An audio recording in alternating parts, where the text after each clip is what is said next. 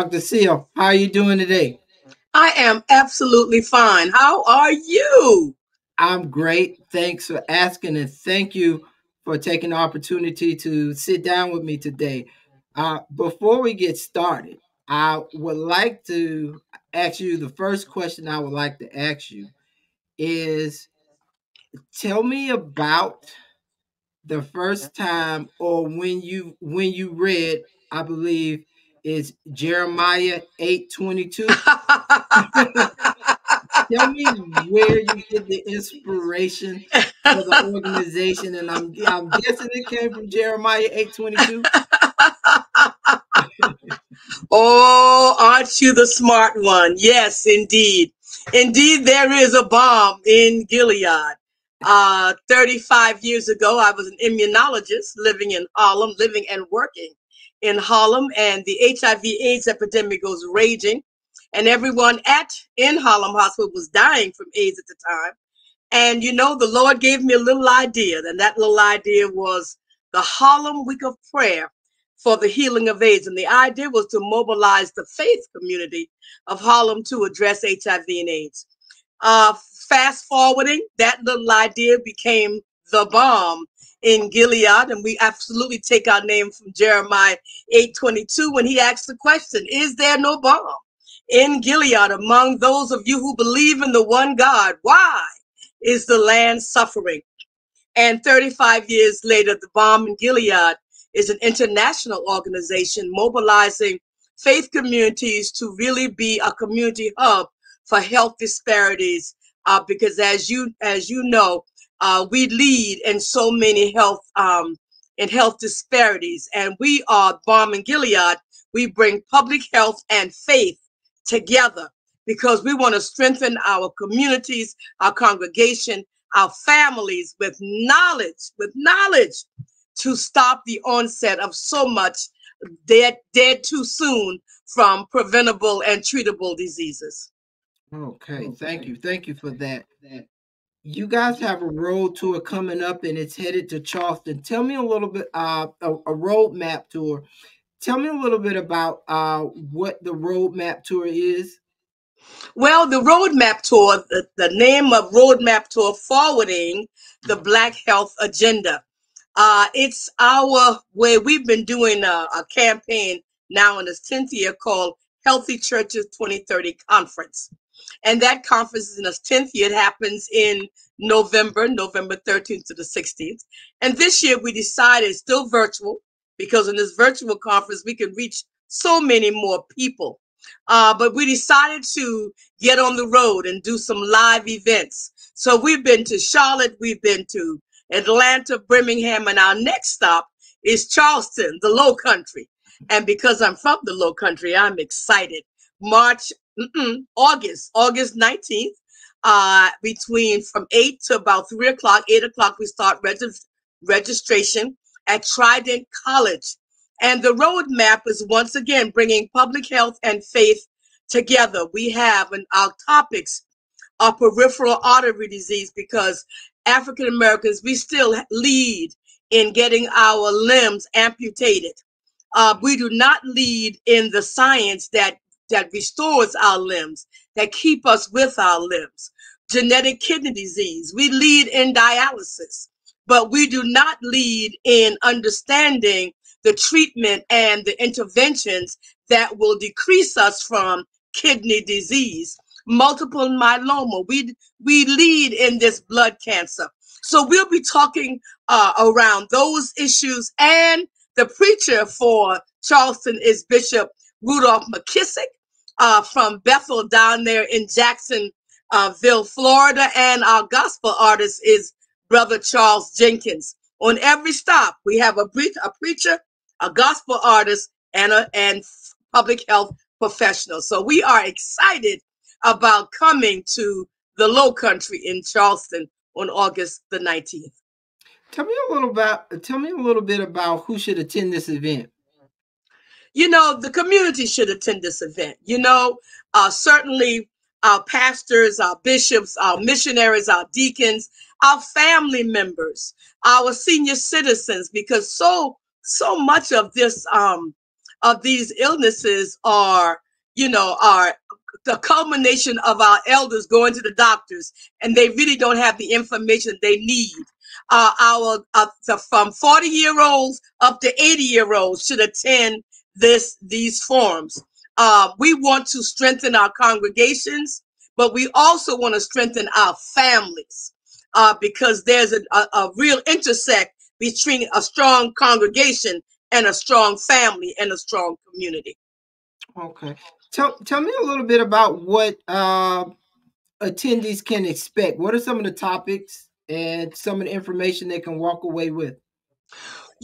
Because we've been doing this, it's really just a rich week, a rich day, because at every stop, our participants have just said, wow. And now, although they've been to Charlotte, they're coming to Charleston.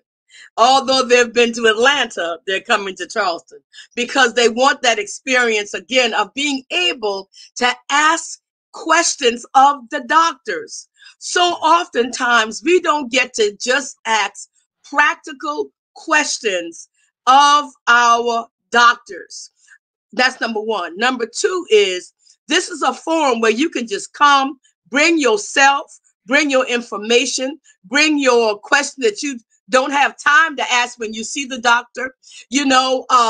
I'll give you an example. In Birmingham, where we were 2 weeks ago, one of our good pastors, one of the large pastors from a church in Birmingham, he had never heard. A doctor said, make sure that your doctor takes the blood pressure in your legs and in your feet. Well, he had never heard that. And he challenged the audience and said, how many of you have been to the doctor where the doctor actually asked you about the pressure in your feet? Not one person raised their hand. And we're talking about peripheral artery disease. We're talking about, Black people leading amputations, and it's the same with multiple myeloma and genetic kidney disease.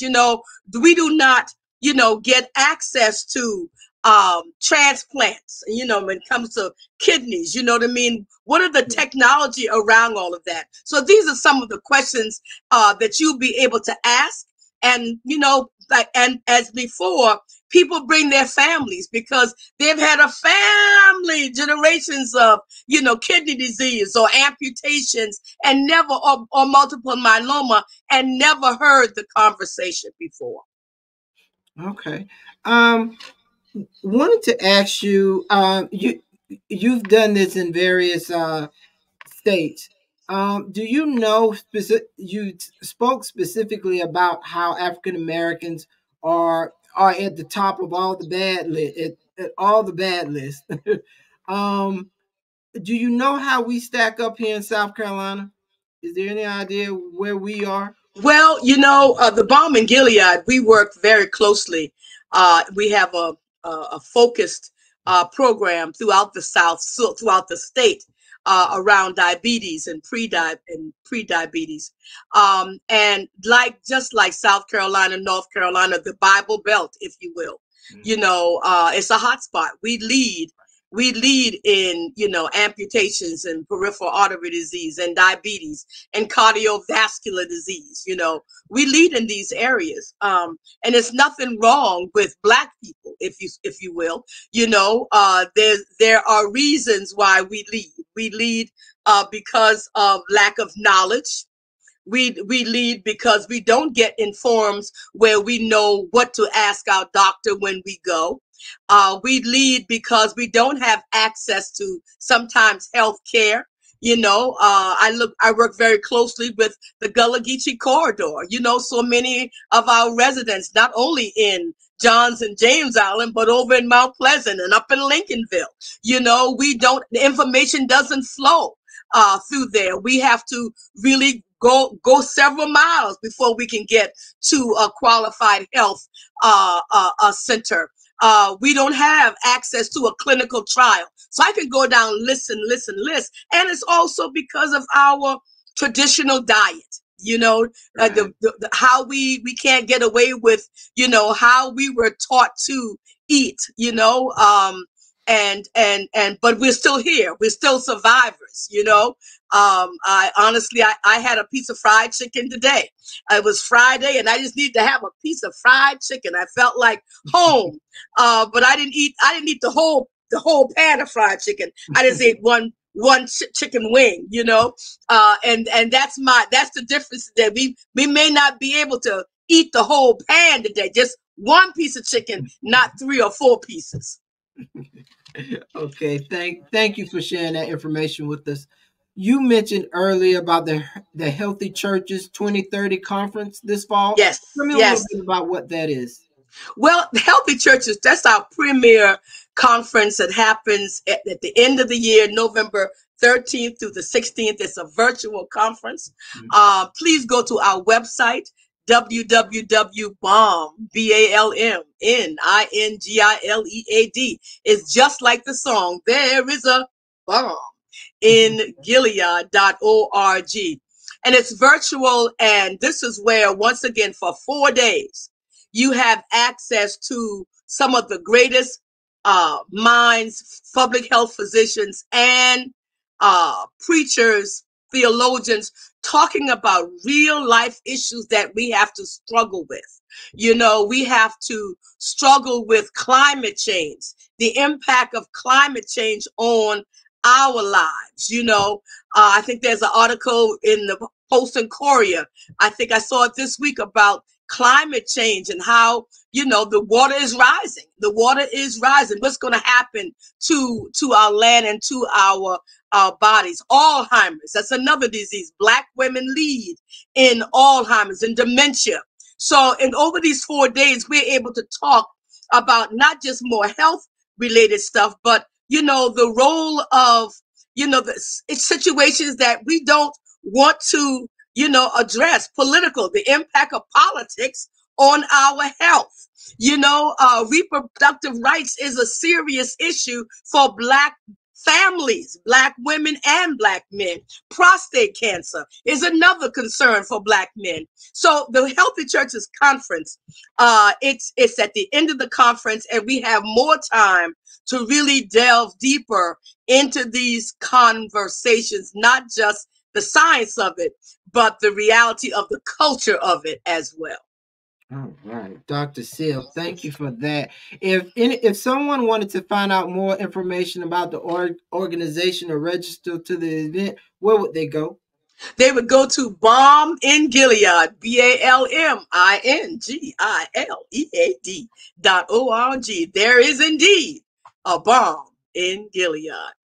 Uh, Dr. Seal, thank you so much for sharing this information with us, and we definitely welcome you home. I hope that this will not be the last time you bring something like this to South Carolina. Absolutely. Let me give you a phone number, 804-644-2256 for some folks who just can't get on for the website.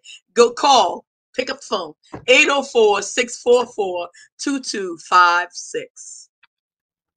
Dr. Seal, it's been my pleasure. Thank you so much, Mr. Bailey.